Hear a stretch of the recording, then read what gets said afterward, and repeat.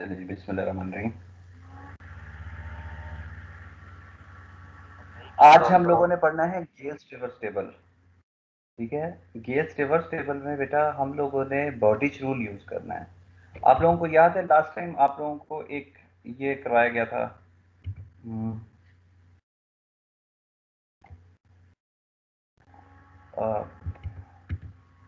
Transit rule मैंने करवाया था।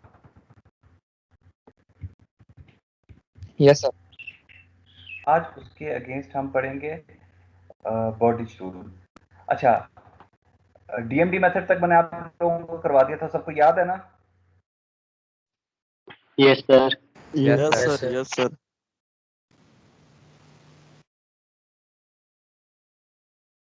तो बेटा गेल ट्रेवर्स टेबल में आप लोगों को थ्योरी में कितना टेबल होता है, इस टेबल में से हमें करना क्या होता है, आपको न्यूमेरिकल दिया जाएगा। The numerical will be like कि आपको इंटरनल एंगल्स दिए जाएंगे कि एक क्लोज ट्रेवर्स है, एक ट्रेवर्स है जो कि क्लोज है, मतलब उसके 8 या 6 7 या 8 उसकी साइड्स हैं, या 6 7 8 उसके कॉर्नर्स हैं, वो जहां से स्टार्ट होती है वापस वहीं पे आके खत्म भी होती है, मतलब एक क्लोज पॉलीगॉन है।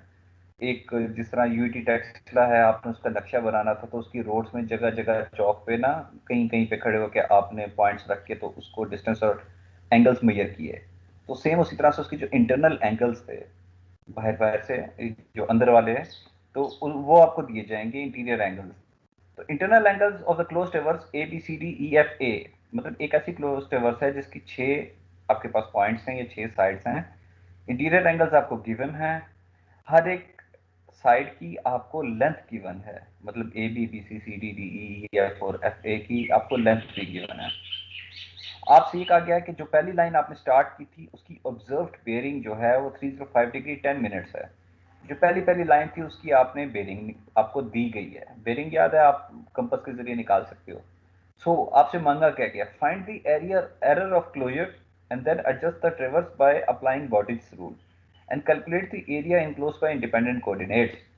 तो आपसे ये मांगा जा रहा है कि आपने इसमें से एरर ऑफ क्लोजर को खत्म करना है। एरर ऑफ क्लोजर ये होती है कि आप अगर एक बच्चा सर्वे करके लाया है, वो 6 की 6 साइड्स की बेयरिंग, उसकी लेंथ और इंटीरियर एंगल्स निकाल लाया है, एक और बच्चे को जब उसने दिए, वो बच्चा जब ड्रॉ करने लगा, उसने पहली लाइन ड्रॉ की बेयरिंग के हिसाब से, उसकी लेंथ और एंगल उसमें करता करता वो बाकी जो उसकी साइड में वो ड्रॉ करता गया, लेकिन जब उसने आखिरी लाइन जब उसने ड्रॉ की तो आखिरी लाइन को खत्म होना चाहिए था पहले पॉइंट पे, जहां से पहला पॉइंट पहली लाइन को स्टार्ट किया था, लेकिन वो वहां पे खत्म नहीं होगा।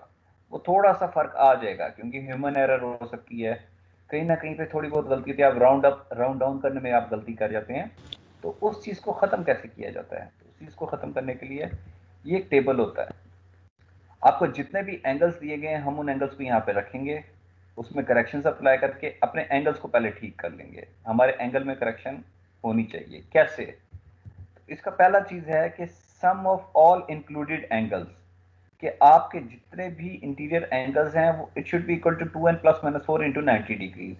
कि आपके पास अगर n यहाँ पे नंबर ऑफ साइड्स है, अगर 6 साइड वाले जिस तरह क्वेश्चन की पॉलीगॉन है 2 इंटू 4, अगर हम इंटीरियर एंगल ले रहे हैं तो माइनस लेंगे, एक्सटीरियर के लिए पॉजिटिव होगा, तो हम इंटीरियर ले रहे थे तो हम यहाँ पे माइनस रखेंगे। ये याद रखते हैं कि इंटीरियर एंगल्स के लिए हम माइनस रखते हैं। तो 2n माइनस 4 इंटू 90 डिग्रीज हमारे पास एक सम बनेगा। तो जितने भी उस क्लोज ट्रेवर्स जो बन रही है, जो हमारी पॉलीगॉन बन रही है, उसके जो इंटीरियर एंगल्स हैं उन सबको ऐड करें तो वो वैल्यू आनी चाहिए।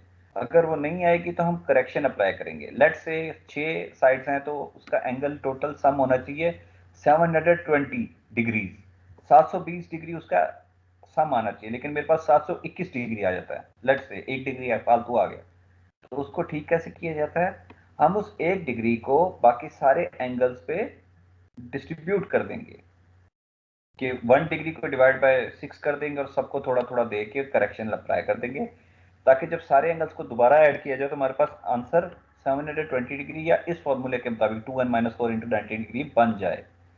ठीक हो गया। ये सब करने के बाद हमारे एंगल्स ठीक हो जाएंगे, जो बच्चे ने जिसने एंगल पढ़े थे उसकी जितनी भी गलतियां थी वो ठीक हो गई। अब हम क्या करेंगे, हमारे पास पहली लाइन की बेरिंग गिवन है, बाकी लाइन की बेरिंग हमने कैलकुलेट करनी है। तो एक लाइन की बेरिंग आपको गिवन हो, आप उस लाइन को ड्रॉ करो, फिर आपको कहा जाए कि अगली लाइन की जो इंटीरियर एंगल है और उसकी लेंथ जो है वो अगर आपको गिवन हो तो आप उसको अगली लाइन की बेरिंग भी निकाल सकते हैं, एक लाइन से अगली लाइन की बेरिंग। मतलब एक लाइन की बेरिंग लेट से 90 डिग्री है। 90 डिग्री का क्या मतलब हुआ, नॉर्थ की साइड पे 0 डिग्री होता है, राइट साइड पे मेरे पास 90 डिग्री आ गया। अब अगला उसके पास जो लाइन है उसमें इंटीरियर एंगल मेरे पास बन रहा है दोबारा से लेट से 100 डिग्री का, तो उसकी बेरिंग क्या हो जाएगी, तो उस हिसाब से हम उसको कैलकुलेट कर लेंगे। तो इस तरह हम सारी बेरिंग्स निकाल लेंगे। तो इसको सॉल्व करना शुरू करते हैं। हमें जितने एंगल्स दिए गए थे हम उन सारे एंगल्स को अपने पास लिख लेंगे, हमें जितनी लेंथ दी गई थी उनको हम लिख लेंगे, और जितनी हमारे पास बेरिंग्स हैं हम उन्हें लिख लेंगे। जो जो हमें गिवन है उसको पहले इस टेबल में पुट करेंगे। हम सबसे पहले हमने अपने एंगल्स पुट कर दिए, हमने पहली लाइन की बेरिंग हमें गिवन वो हम पुट करेंगे, और जितनी लेंथ थी वो हम पुट कर देंगे यहाँ पे। ठीक है, अब इन सारे एंगल्स को ऐड करके आंसर देखते हैं क्या आता है। इन सबको हमने ऐड किया तो आंसर आएगा 720 डिग्री 3 मिनट और 0 सेकंड। इसका क्या मतलब हुआ, हमारे पास 3 मिनट एक्स्ट्रा आ रहा है। ये 3 मिनट की एरर है जो कि एक्स्ट्रा है, इसमें ज्यादा है। करेक्शन में क्या किया जाएगा, इस 3 मिनट को माइनस किया जाएगा ताकि हमारे पास 720 डिग्री पूरा पूरा बन जाए। समझ आ गई सबको। मेरे पास एरर आ गई है प्लस में 3 डिग्री की, 330 क्यों लिखा हुआ है, मेरे पास 3 डिग्री की एरर है।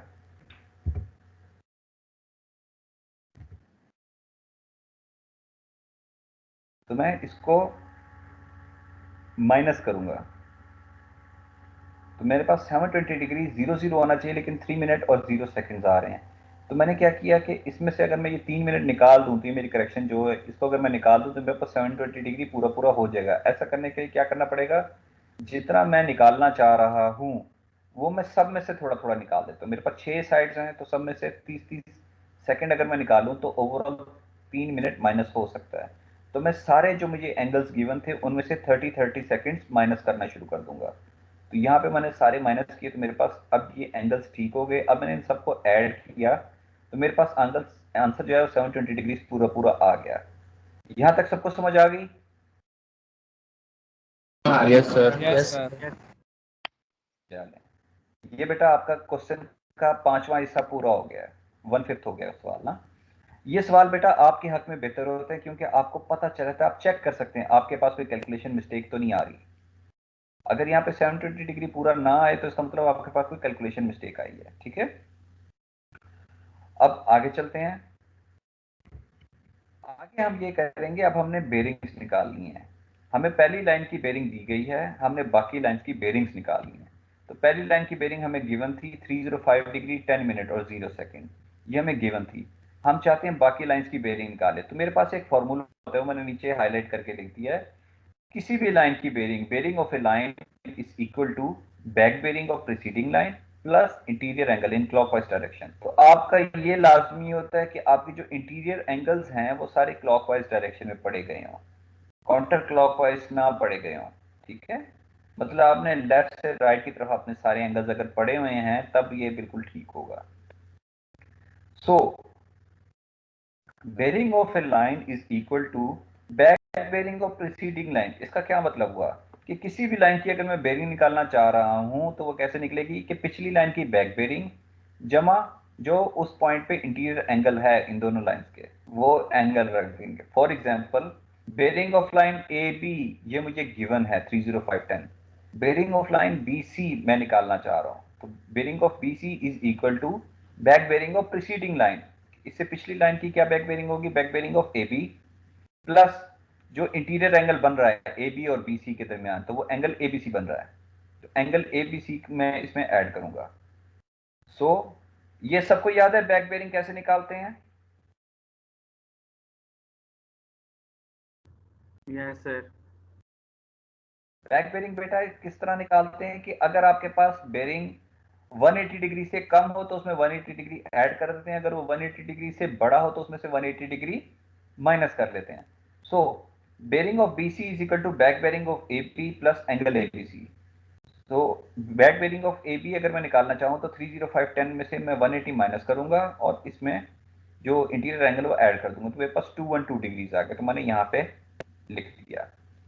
सेम इसी तरह अगली लाइंस की बेरिंग निकालनी है, बैक बेरिंग यानी बेरिंग ऑफ सी डी अगर मैं निकालना चाह रहा हूँ तो इससे पिछली लाइन जो हमने बी सी निकाली है इसकी back bearing plus interior angle, तो इसकी बैक बेरिंग निकाली प्लस इंटीरियर एंगल। सेम इसी तरह डीई की पिछली लाइन की बैक बेरिंग निकाली और इंटीरियर एंगल ईएफ की और एफ ए की। अब बेरिंग ऑफ एफ ए के बाद आप एक चेक अप्लाई करेंगे। ये चेक क्या कहता है, आपने पहली लाइन से दूसरी लाइन की बेरिंग निकाली, उससे तीसरी की, चौथी की, फिर पांचवी की, पांचवें से छठे की निकाल ली। आप ऐसा करें, छठे से वापस पहले की बेरिंग निकाल के चेक करें कि जो आपको गिवन बेरिंग थी वही आ रही है या नहीं आ रही। ऐसे पता चल जाएगा कि आपसे कोई कैलकुलेशन मिस्टेक तो नहीं हुई। तो bearing of line A B वो कैसे निकाली जाएगी कि आखिरी जो लाइन है मेरी एफ ए उसकी बैक बेरिंग निकाली और ए बी और ए के दरमियान में जो एंगल बन रहा था एंगल एफ ए बी वो ऐड कर दिया। तो मैंने बैक बेरिंग निकाली एफ ए की और एंगल ऐड किया तो मेरे पास 305 आ गई जो कि मुझे गिवन थी। इसका मतलब मैंने जो बेरिंग्स की कैलकुलेशन की हैं वो ठीक हो गई। यहां तक बेटा सबको समझ आ गई? Yes sir. Yes sir. चलिए आपके क्वेश्चन का एक और हिस्सा हो गया। मैं आपको ये एग्जाम में भी दूंगा, मतलब आपके जो फाइनल्स होंगे उसमें लाजमी आता तो ये क्वेश्चन आपको इस हिसाब से मार्क्स मिलते हैं जितना जितना आप करते चले जाते हैं। इसमें प्रॉब्लम यह थी कि शुरू में अगर गलती कर दी तो वो आगे गलत हो जाता है सारा। तो ये चेक्स अप्लाई करना लाजमी है और ये आपका ही फायदा है, आपको पता चल जाता है कहीं पे गलती तो नहीं आ रही। सो जब मैंने सारी बेरिंग्स निकाल ली, बेरिंग्स मेरे पास मौजूद हैं, लेंथ मुझे पता है, तो यहाँ पे आसानी से मैं ये कह सकता हूँ कि लेट से किसी भी लाइन की जो लेंथ होती है, लेट से मैं इसको लेंथ को डिनोमिनेट करता हूँ कैपिटल एल से, ठीक है। किसी भी लाइन की जो लेंथ होती है वो और दरमियान में जो बेरिंग उस लाइन की है, इसको इस्तेमाल करके हम लैटिट्यूड और डिपार्चर्स बना सकते हैं। तो अभी मैंने क्या किया कि अपनी सारी बेरिंग्स कैलकुलेट कर ली, मुझे पता चल गया मेरी लाइन किस डायरेक्शन में है और कितनी लंबी है। बेसिकली तो यही हमें चाहिए होगा ना, कौन सी लाइन किस डायरेक्शन में और कितनी लंबी है। तो हमें पता चल गया हर लाइन का कि वो किस डायरेक्शन में और कितनी लंबी है। तो इसके जरिए हम क्या निकालेंगे, अपने लैटिट्यूड्स और डिपार्चर निकालेंगे। लैटिट्यूड का फॉर्मूला है L cos theta, length multiply by cos of bearing. Departure का फॉर्मूला है length multiplied by sine of bearing. तो हम लैटिट्यूड और डिपार्चर्स निकालेंगे। जब लैटिट्यूड और डिपार्चर हम कैलकुलेट कर लेंगे, फिर हमारे पास एक चेक आता होता है, हम चेक करते होते हैं कि हमारे लैटिट्यूड्स और डिपार्चर इनका सम 0 होना चाहिए। इसका क्या मतलब हुआ कि अगर मैं एक पॉइंट ए से स्टार्ट हुआ हूं, अपनी ट्रेवर्स बनाता जा रहा हूं और वापस भी मुझे ए पॉइंट पे आना चाहिए, इसका क्या मतलब हुआ कि जितनी मेरी नॉर्थिंग्स हैं, नॉर्थिंग का क्या मतलब हुआ कि वाई डायरेक्शन में जितना मैं ऊपर की तरफ किया और ट्रेवर्स के बाद वापस उतरा नीचे की तरफ आके मुझे वापस उसी पॉइंट पे 0 0 होना चाहिए। तो summation latitude it should be equal to 0। अब अगर मेरे पास मैं समीशन लैटिट्यूड यहाँ पे करूं, मैंने अपने सारे लैटिट्यूड्स निकाल लिए एल कॉस थीटा से। जब ये सारे लैटिट्यूड्स निकाल लिए, अब मैं सबको सम करूंगा। जो नेगेटिव होगा उसको अरिथमेटिकली सम किया जाएगा। ये नेगेटिव भी इनमें से कुछ आएंगे क्योंकि कुछ एंगल हमारे पास जब 180 डिग्री से बड़े हो जाते हैं तो कॉज नेगेटिव आना शुरू हो जाता है। तो मेरे पास जो नेगेटिव आएगा उसको मैं नेगेटिव ही रखूंगा, इन सबको मैं अरिथमेटिकली ऐड करूंगा कि 610 माइनस 1008 माइनस 1109 प्लस 326, इस तरह मैं ऐड करता जाऊंगा। मेरे पास लेट से समीशन आता है 0.304, हालांकि 0 आना चाहिए, मेरे पास एक्स्ट्रा आ रहा है 0.304। इस एक्स्ट्रा को मैंने इन सब में से खत्म करना है। हमने पहले ट्रांसिट रूल पढ़ा था जो कि हमने यहाँ पे एंगल पे भी अप्लाई किया। ट्रांसिट रूल ये कहता है कि जितनी आपके पास एरर आती है आप उसका साइन चेंज करें उस एरर का, तो आपकी करेक्शन बन जाएगी। ठीक है, जितना आप एक्स्ट्रा गए थे उतना आपने माइनस करना होता है ना, तो उसका साइन चेंज कर दो। तो जितना मैं एक्स्ट्रा गया था उसको मैं उतना माइनस कर दूं, मैंने साइन चेंज कर दिया। और ट्रांसिट रूल ये कहता है कि जितने भी हैं उनको बराबर का बांट दो। लेकिन क्योंकि अब हम ये गेल टेबल पढ़ रहे हैं, गेल टेबल में लैटिट्यूड और डिपार्चर पे ट्रांसिट रूल नहीं बाउड्रिच रूल रखता है। बाउड्रिच रूल ये कहता है कि जिसकी जितनी लेंथ है उसको उतना उतना एरर उसके हिस्से में आना चाहिए। ये एग्जैक्टली ऐसे है कि चार लोगों ने मिलकर एक बिजनेस स्टार्ट किया, एक बंदे ने बहुत ज्यादा पैसे दिए, बाकी तीन लोगों ने थोड़े थोड़े दिए। जब प्रॉफिट आएगा तो जिसने ज्यादा पैसे दिए थे उसका प्रॉफिट भी ज्यादा होना चाहिए, ना कि चार लोगों में बराबर आप तकसीम करो। तो बॉडिच रूल के मुताबिक हम अपने जो लैटिट्यूड्स और डिपार्चर्स होते हैं इनको हम वेटेड परसेंटेज के हिसाब से इनमें डिस्ट्रीब्यूट करते हैं। अब मेरे पास जितनी भी एरर आई है, मैं क्या करूंगा, इस एरर को डिवाइड करूंगा समीशन लेंथ से। जितनी मेरे पास टोटल लेंथ में निकालूंगा, टोटल लेंथ को हम पैरामीटर भी बोलते हैं ना, किसी भी चीज की बाउंड्री, उसकी ओवरऑल लेंथ को हम पैरामीटर बोलते हैं। तो मेरे पास कोई भी एक पॉलीगॉन है, उसकी सारी लेंथ को आपस में ऐड कर लूं तो उसका पैरामीटर बन जाएगा। तो लैटिट्यूड को मैं समीशन लेंथ ओवरऑल लेंथ से डिवाइड कर दूंगा और जिसकी जितनी जितनी लेंथ होगी उससे मल्टीप्लाई करता चला जाऊंगा। ऐसा करने से क्या होगा कि जिसकी ज्यादा लेंथ होगी उसको ज्यादा हिस्सा मिलेगा एरर का, और जिसकी कम लेंथ होगी उसको कम हिस्सा मिलेगा एरर का। अब यहाँ पे एग्जांपल में देखें, लाइन ए बी, इसकी लेंथ है 1060, तो इसको करेक्शन मिल रही है 0.05 नेगेटिव में। लाइन एफ ए की है 705, ये 700 तकरीबन इसकी लेंथ है, तो इसको 0.03 मिल रही है। पहले और आखिरी में देखें, पहले में क्योंकि लेंथ ज्यादा थी तो उसको एरर की करेक्शन भी ज्यादा मिल रही है, आखिरी वाली लाइन की लेंथ कम थी तो उसको करेक्शन भी कम मिल रही है।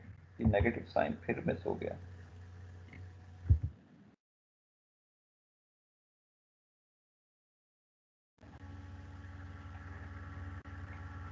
मैं साथ साथ इसमें से जो भी, ये मैंने आपके लिए इसमें कैलकुलेशंस ऐड की हैं, वरना इसको हम बोर्ड पे किया करते हैं।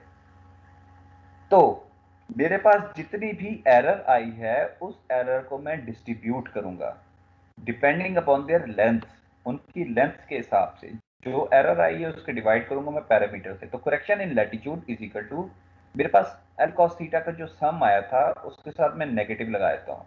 जितनी एरर है उसके साथ नेगेटिव लगा दो तो साइन चेंज कर दो तो वो करेक्शन बन जाती है।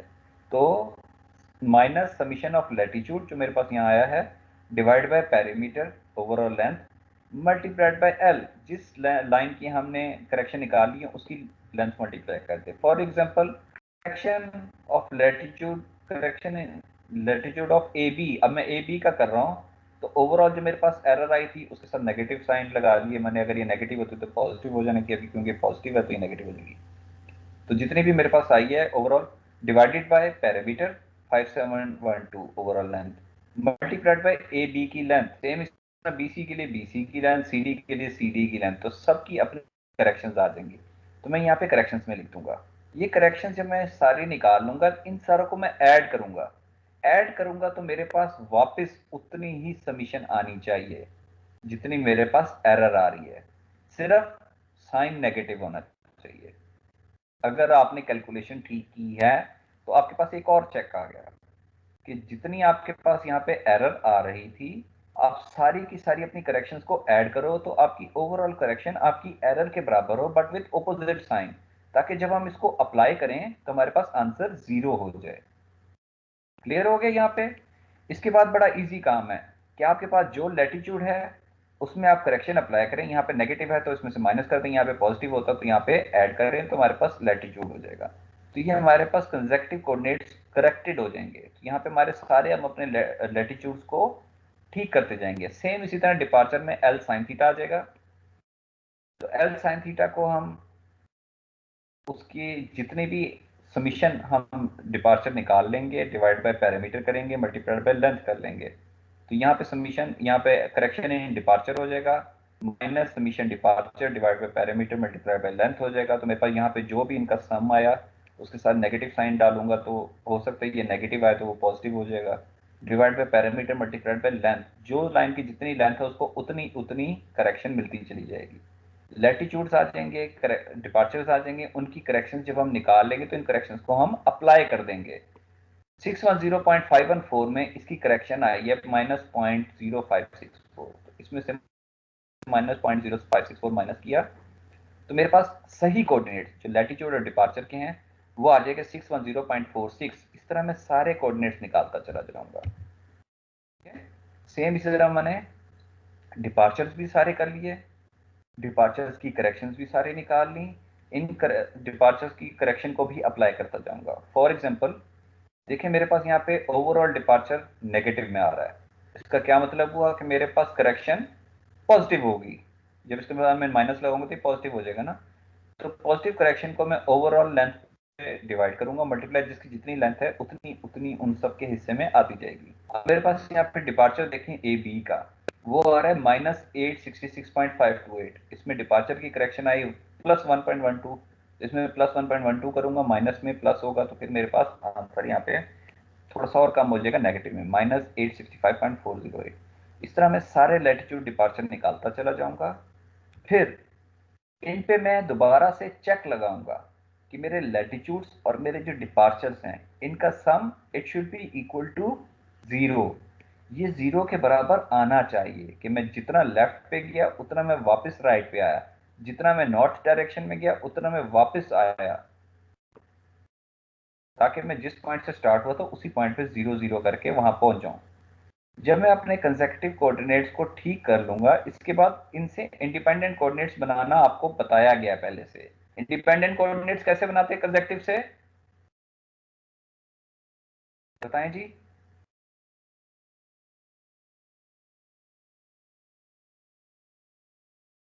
क्यों भाई? सर पहले तो डिपॉजिट पहले हाँ, जो हमारे पास हम पॉइंट्स सही है, हम इनके साथ पॉइंट्स लिख देंगे।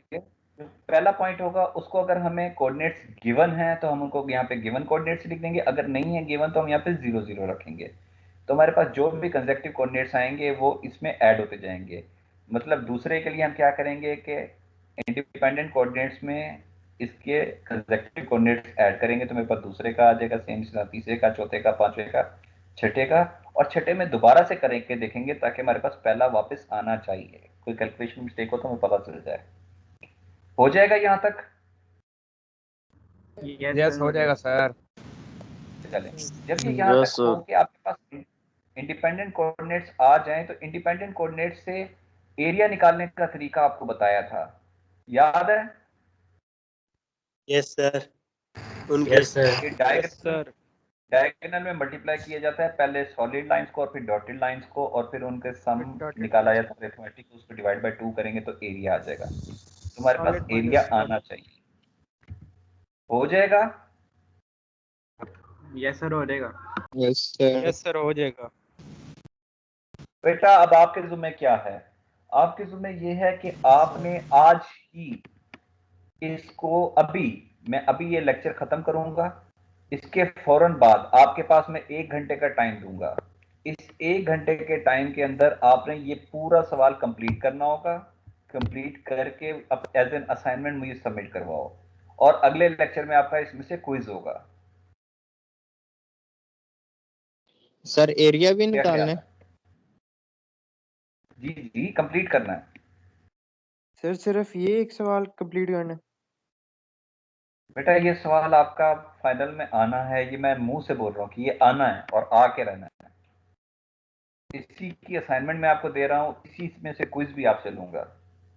आप समझ जाओगे कितना इंपॉर्टेंट है ये क्वेश्चन। क्या ख्याल है? सर कुछ ज्यादा इंक्रीज कर दे sir, yes time sir. Increase कर। सर हम सुबह की क्लास ले रहे हैं तो सबको रिपीट नींद करते भी हैं? आई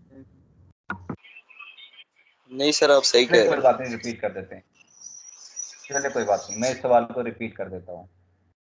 चलें, हमें एक न्यूमेरिकल दिया गया था जिसमें हमें कहा गया था internal angle of close traverse ABCDEFA, मतलब ए से स्टार्ट होती है, एफ तक जाती है और वापस ए पे बंद होती है। क्लोज टेवर्स से मतलब किसी भी इरेगुलर शेप की पॉलीगॉन है, वापस ए पे बंद होती है। एंड द कोरिस्पॉन्डिंग लेंथ और interior angle are as follows. तो इंटीरियर एंगल उन्होंने सारे एंगल्स हमें दे दिए, सारी साइड्स की लेंथ हमें दे दी, और पहली जो साइड थी उसकी बेरिंग भी हमें दे दी। हमें उन्होंने ये कहा पहले एंगल को ठीक करो, बेरिंग निकाल के सारों की बेरिंग्स निकालो, सारी लाइंस की बेरिंग लगा के फिर find the error of closure and then adjust the traverse by applying Bowditch's rule and calculate the area enclosed by independent coordinates. उन्होंने कहा कि जी आप पहले इसके एंगल ठीक करें, एंगल ठीक करके आप इसकी बाकी लाइंस की बेरिंग निकालें, बेरिंग निकालने के बाद लैटिट्यूड और डिपार्चर निकालें, फिर समीशन लैटिट्यूड समीशन डिपार्चर करें। उसमें से हमारे पास area of error of closure आएगा कि मेरे पास मेरी ट्रेवर्स वापस बंद होनी चाहिए। अगर वो बंद नहीं हो रही तो मेरे पास वो 0 0 के बजाय कोई और आंसर आएगा। तो उसको 0 0 की जो एडजस्टमेंट है उसको ठीक करने के लिए मुझे उन्होंने कहा बॉडीज रूल लगाएं। बॉडीज रूल मैंने आपको ये बताया कि क्या होता है कि जो एरर होती है उसको लेंथ के हिसाब से डिस्ट्रीब्यूट किया जाता है, जिसकी जितनी लेंथ उसको उतनी ज्यादा एरर की करेक्शन लेंथ पे डिवाइड करा रही है उसको, और एंड में एरिया निकाल लो। तो हमने क्या करना है, बल्कि यहीं से करते हैं। हमने सबसे पहले सारे एंगल्स लिख लिए अपने, सारी लेंथ लिख ली, और एक पहली लाइन की बेरिंग थी वो यहाँ पे आप लिख लेना, ठीक है। अब हमने क्या करना है, हम चेक करेंगे कि 2n-4 into 90 degree interior angle के लिए ये फॉर्मूला बनेगा 2n-4 इंटू 90 डिग्री। तो उस हिसाब से मेरे पास 720 डिग्री आना चाहिए। मैं जब सारों को ऐड करूंगा मेरे पास आ रहा है 720 डिग्री 3 मिनट। अब 3 मिनट एक्स्ट्रा आ रहा है, इस 3 मिनट को फिलहाल तो मैं ट्रांजिट रूल के हिसाब से ही अप्लाई कर दिया।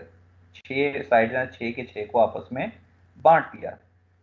तो मेरे पास ताकि सब में थोड़ा थोड़ा सा 3 मिनट एक्स्ट्रा था, तो थोड़ा थोड़ा सा सब में से माइनस किया, ओवरऑल 3 मिनट सब में से माइनस कर लिया। तो मेरे पास ताकि 720 डिग्री पूरा पूरा आ जाए। अब मेरे पास एंगल ठीक हो जाएंगे। यहां तक सबको समझ है? Yes sir. आगे चलते हैं। तो मैंने अपने एंगल ठीक कर लिए। अब मुझे पहली लाइन की बेरिंग गिवन थी, बाकी लाइन की बेरिंग्स निकालने के लिए मैंने एक जनरलाइज्ड फार्मूला बना दिया आप लोगों के लिए कि किसी भी लाइन की बेरिंग निकालनी है, लेट्स से BC है, इसकी भी अगर बेरिंग निकालनी है तो जो इससे पिछली लाइन थी AB, उसकी बेरिंग की आप बैक बेरिंग ले लें, और उसमें इंटीरियर एंगल जो सही वाला है, जो आपने ठीक कर लिया इंटीरियर एंगल, इसको ऐड कर दें। तो मेरे पास यहाँ पे 305 10 0 है। इसकी मैं बैक बेरिंग निकालने के लिए इसमें से 180 माइनस कर दूंगा, और अगर ये 180 से बड़ा है इसमें 180 माइनस हो जाएगा, छोटा होता तो ऐड होगा, बड़ा है तो इसमें से 180 माइनस कर दूंगा, बैक बेरिंग बन जाएगी, और इसमें से ये जो इंटीरियर एंगल है इसमें ऐड कर दूंगा। ये ठीक वाला इंटीरियर एंगल, गलत वाला नहीं। शुरू में गलत हमें दिया गया था, उसको हम ठीक कर चुके हैं, अब ये सही वाला इस्तेमाल करना है।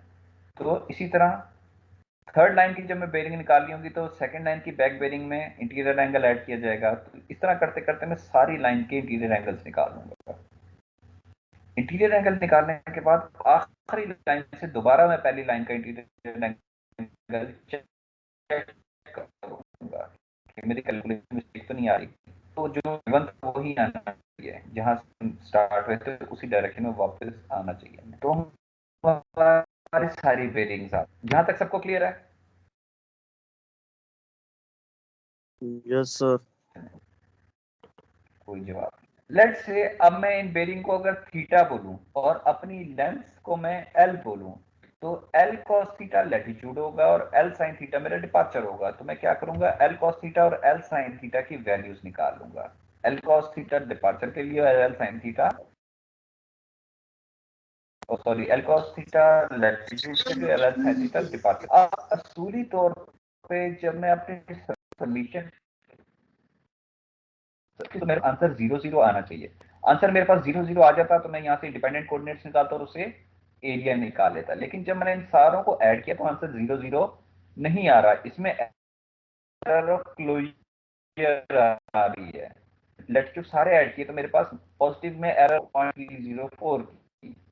तो उसकी करेक्शन के लिए क्या तरीका होता है कि correction in latitude is equal to, जितना मेरे पास समीशन आ रहा है लैटिट्यूड का, जितनी एरर आ रही है उसके साथ मैं नेगेटिव फॉर्मूले ताकि इसका साइन चेंज कर सकूं। अगर ये यहाँ पे नेगेटिव होता तो एक और नेगेटिव आके पॉजिटिव हो जाएगा। अगर ये पॉजिटिव है, जैसे यहाँ पे पॉजिटिव है, ये फिर माइनस हो जाएगा। जितनी एरर आ रही है उतना मैं उसमें से माइनस करूं। अगर ये नेगेटिव होता तो उतना ऐड करना पड़ता मुझे। सो माइनस फॉर्मूले का summation latitude divide by parameter, उसकी जितनी जितनी लेंथ है उससे उतना उतना मल्टीप्लाई करके उसके हिस्से में उतनी करेक्शन आ जाए। तो जिसकी जितनी जितनी लेंथ है, जिसकी ज्यादा लेंथ है, लेट से BC की लेंथ है 1200, उसको 24 आया है, और FA की लेंथ है 03 आया है, तकरीबन उसका हाफ। तो इस तरह हम करते करते सबको करेक्शन दे देंगे। इसके बाद हमें क्या करना होगा, लैटिट्यूड मेरे पास मौजूद है, इनकी करेक्शंस मेरे पास आ गई हैं। करेक्शंस जब मैं ऐड करूंगा तो मैं चाहिए जितनी मेरे पास एरर है, क्योंकि जितनी गलती हुई है उतनी ही करेक्शन लगानी है।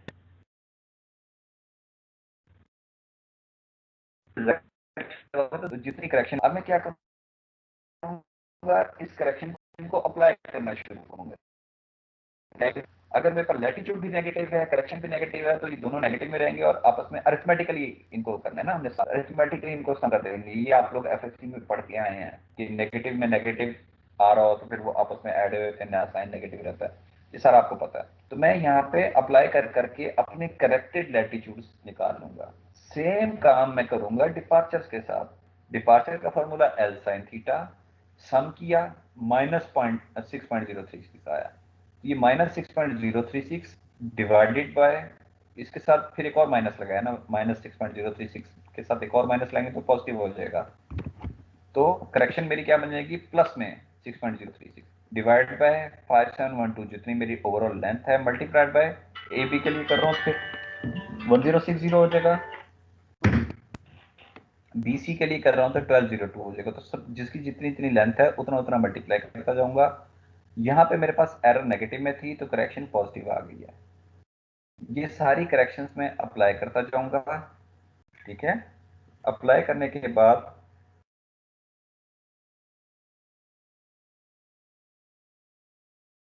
एक सेकंड, चलो ये सारी अप्लाई करने के बाद मैं अपनी दोबारा से चेक करूंगा, मेरे पास समीशन लैटिट्यूड और summation departure they should be equal to 0। मेरे पास एरर ऑफ क्लोजर 0 होनी चाहिए। क्लियर हो गया। जब मेरे पास ये सारे ठीक हो जाएंगे उसके बाद मैं यहाँ से इंडिपेंडेंट कोऑर्डिनेट्स बनाऊंगा और इंडिपेंडेंट कोऑर्डिनेट से अपना एरिया निकाल लूंगा। इंडिपेंडेंट कोऑर्डिनेट्स का तरीका सबको पता है। कोऑर्डिनेट्स पहले पॉइंट के अगर गिवन है तो वो यहाँ पे रखे जाएंगे। लेट से पहले पॉइंट के अगर 200 या 200 400 गिवन थे तो मैं यहाँ पे 200 400 रख देता। गिवन नहीं है तो मैं 0 रख दिया, तो उसमें मैं कंसेक्टिव कोऑर्डिनेट्स ऐड करता गया। एफ में दोबारा ऐड करूंगा तो मेरे पास वापस ए के कोऑर्डिनेट्स आने चाहिए। इनको डायगोनली आपस में मल्टीप्लाई कर करके इनका सम लूंगा, फिर दूसरी साइड वाले डायगोनल मल्टीप्लाई कर करके सम लूंगा, इनका डिफरेंस लेके 2 पे डिवाइड करूंगा तो एरिया आ जाएगा। क्लियर हो गया? Yes sir. बताएं जी। Yes sir. ये असाइनमेंट कब मुझे सबमिट करा रहे हो? सर आज रात 12 बजे का टाइम दे दें। सर हाँ यस नहीं, सर। 12 बजे। Yes sir. देखो मेरी बात सुनो, देखना देखो पड़ेगा। जब हम फिजिकली क्लास देखो जब हम फिजिकली सर क्लास असल लेते में हम हैं तो सुबह मैं से भी यहाँ तक असाइनमेंट पढ़ा, भी कर रहे हैं, क्लास भी ले रहे हैं। 2 क्लासें हुई हैं, असाइनमेंट पहले भी हमने 2 सबमिट करवाई हैं सर। उसके अलावा और भी काम है सर। सर अभी तो पावर इस स्टडीज के यस असाइनमेंट सर। अभी मैनेज नहीं होगा मेरी सर, बात इसीलिए। मेरी बात सर देखो मेरी बात अफ्तारी सुनो। तक देने। आप एक टीचर को ये बता रहे हो कि आप उसका काम इसलिए नहीं कर रहे कि आपने पास और सब्जेक्ट्स का काम भी करना है।